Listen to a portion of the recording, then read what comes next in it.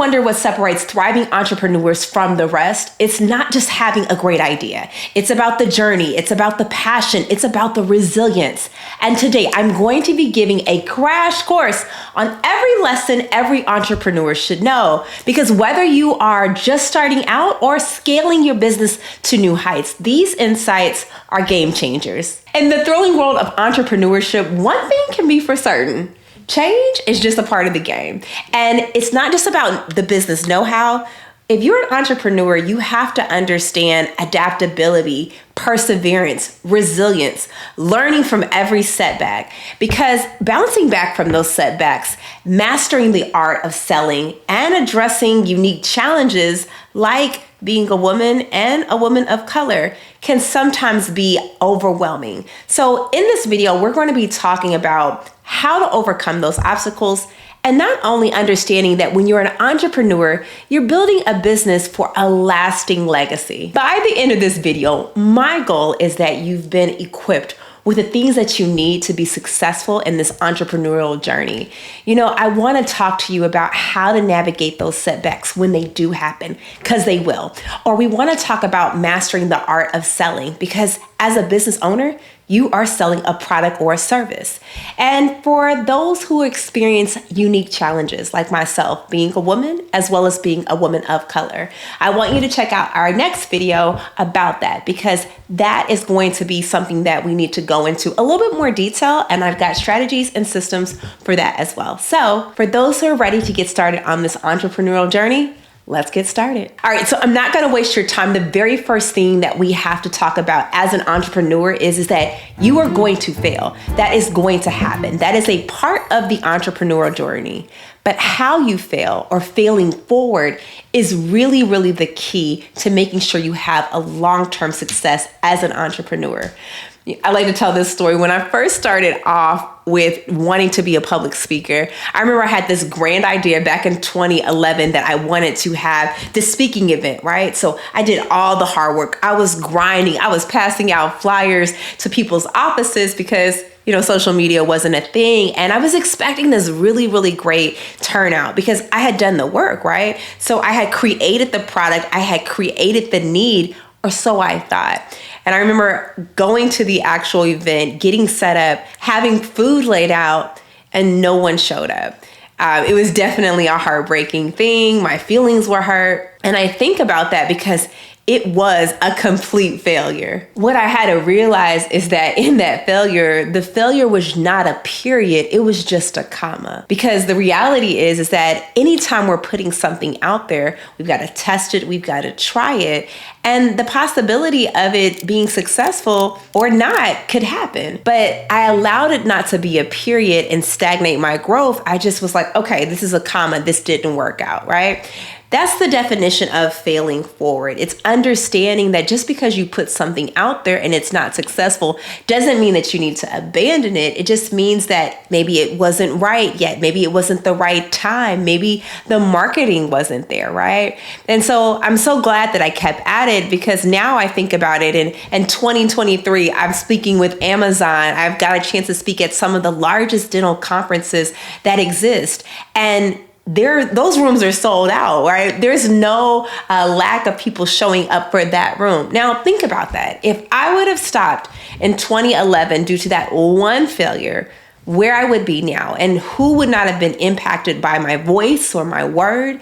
And so I want you to consider thinking about this. Failing forward is just a comma. It's not a period. Because we got to remember, stumbling and failing in the beginning doesn't mean that you're going to keep stumbling and failing.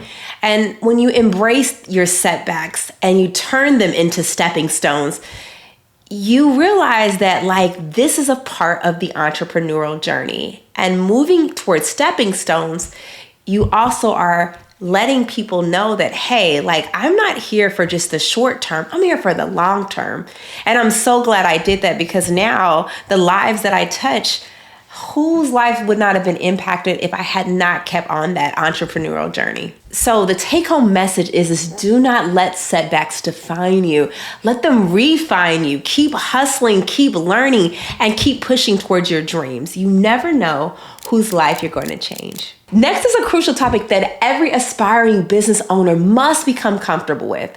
And it is mastering the art of selling a product or a service. And if you do not master this, if you're not comfortable with this really can make or break your entrepreneurial journey. All right, so let's get real for a moment. If you are watching this video, you have decided that you wanted to be in the category of entrepreneurs, and also understanding that you have to become comfortable with selling a product or a service.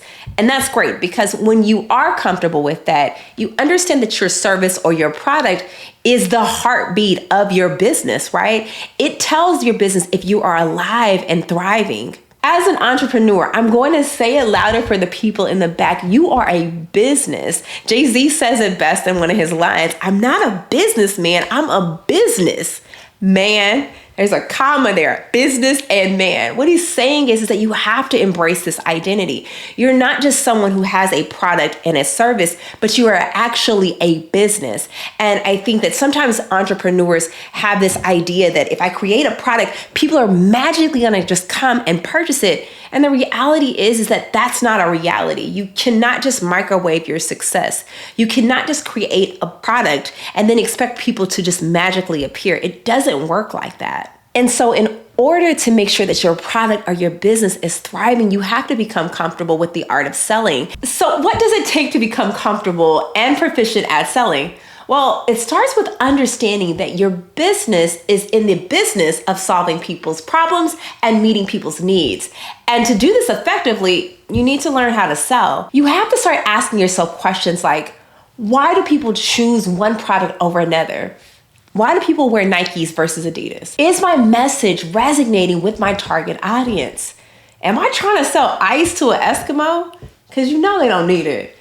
We have to understand the psychology behind purchasing, because that decision is key. Take time to research, start taking classes, watch videos.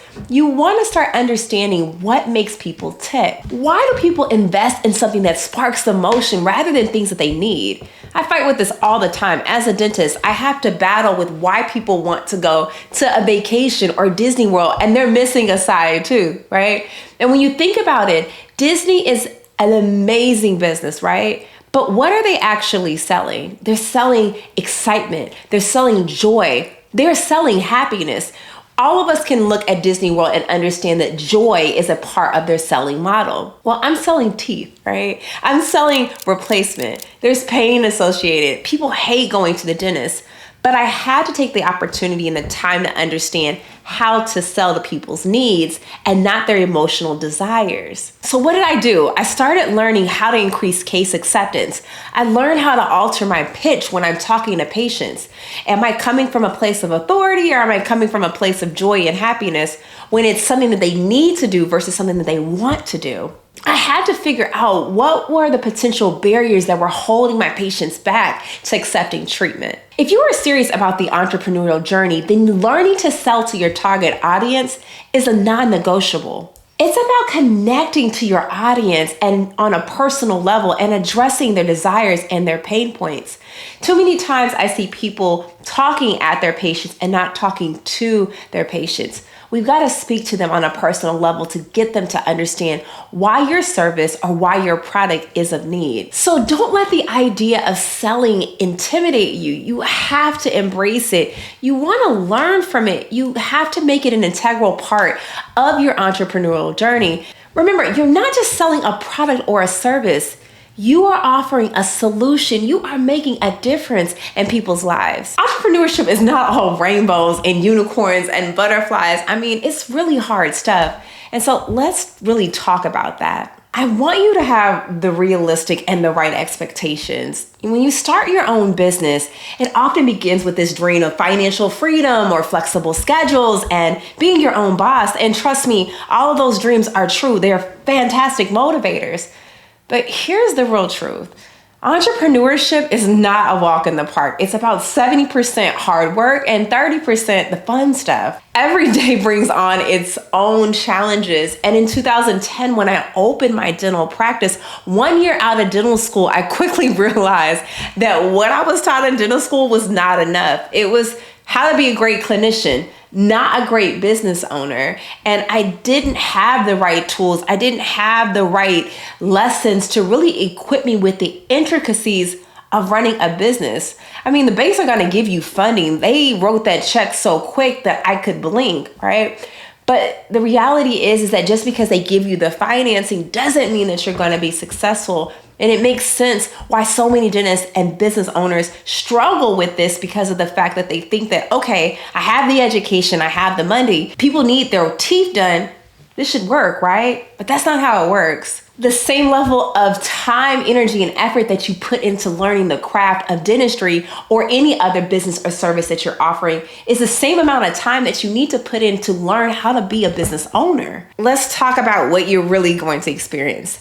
Sleepless nights. You're going to have long hours at the practice. There are going to be moments where you really, like, I'm serious, want to give the whole thing up because you feel like you're not cut out for this. And it doesn't surprise me that we have the #1 suicide rate or the highest level of burnout in our profession, because I don't think that we're having honest conversations about how hard the entrepreneurial journey is. And when you don't go into it with the right mindset, the right mentality, you're putting rose-colored glasses on something that is going to cause you an emotional disaster if you are not anticipating the roller coaster that you will be on. In order for you to really handle this, I like to end with like a story that my brother talked to me about, which was Joseph in the Bible. He heard this story at a church. I thought it was really great because he was talking about Joseph. And if you know, not Joseph that had Jesus, but the Joseph that became king of great nations. Well, in the Bible, Joseph was told and promised that he was going to do amazing things. What wasn't told to him was the journey that it was going to take to get there. If Joseph had been told that his brothers were going to sell him off to slavery, if Joseph had been told that he was going to go to prison, if Joseph had been told that his journey to being a king was going to come with all of that, I'm 100% sure Joseph would have been like, yeah, nah, y'all can have it. The reality is that sometimes we see the very end goal, but we forget what that journey is going to take to get us there. And the story, I think, has a really good meaning to say, you know, we can all get to this level of greatness, but we cannot forget that to get there, it's going to take methodical, sometimes really hard steps, really heavy falls to actually achieve our success. But Joseph still was able to achieve the dream that God had for him. Joseph was still able to leave a great people. And the same for you. You are still going to be able to be an amazing entrepreneur. But going in there with the right mindset and understanding that these things are going to happen and it's still okay, you still can be successful, is really going to set you up for the mentality of success, which is really important as an entrepreneur. You gotta remember that the path to greatness is seldom a straight line, and when you reach your destination, there is a long, winding journey in between your discovery or your beginning and the path to success, right? It's a whole lot going on in between there. And so when you're feeling discouraged, take a look at the stories and other successful entrepreneurs that have went on, and you're going to find that they too face challenges and obstacles on their way to greatness. You gotta have passion, you gotta have resilience, and they're gonna be your allies in this adventure. If you don't have passion, if you don't have resilience, you are going to struggle, and that's something that I don't want. So remember those words, that you have to adapt, you have to adopt, and you have to keep pressing forward. Thank you for joining us today. And if you found this video to be insightful, please give it a thumbs up and share it with your other colleagues who might benefit. And do not forget to subscribe for more empowering content. Your journey as an entrepreneur is just beginning, and we're here to support it every step of the way.